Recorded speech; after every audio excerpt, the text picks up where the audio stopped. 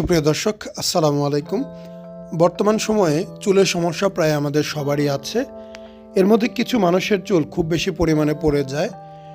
চুল পড়া যখন শুরু হয়, যদি ওই সময় নিয়মিত চিকিৎসা নেওয়া যায়, চুল পড়া বন্ধ করা সম্ভব। তবে অনেকেই আছে আমরা না বুঝে চিকিৎসা না নেওয়ার কারণে চুল পড়ে একদমই চামড়া দেখা যায়, সাদা হয়ে যায়। তাদের জন্য একমাত্র চিকিৎসা চুল প্রতিস্থাপন।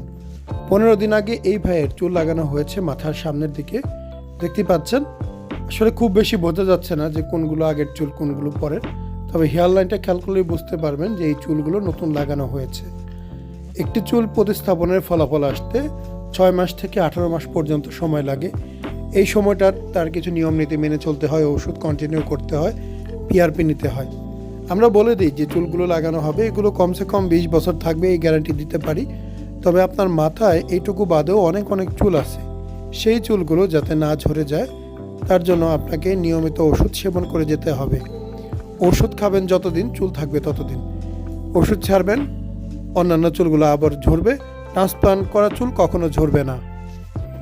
গায়নোকমাসিয়া ছাড়াও আমরা যেসব সেবা দিয়ে থাকি, হেয়ার ট্রান্সপ্লান্ট, টাক মাথায় চুল প্রতিস্থাপন, বিয়ার ট্রান্সপ্লান্ট, মুখে দাড়ি প্রতিস্থাপন, আইব্রো ট্রান্সপ্লান্ট, মেয়েদের ব্রেস্ট বড় এবং ছোট করার অপারেশন, ব্রেস্ট ইমপ্ল্যান্ট এবং ব্রেস্ট রিডাকশন করা হয়, ঝুলে যাওয়া পেট, টামিটাক সার্জারি করা হয়, স্কিন বা ত্বকের সব ধরনের চিকিৎসা করা হয়, chemical peeling, CO2 laser, hydrofacial, hair removal, hair PRP ইত্যাদি।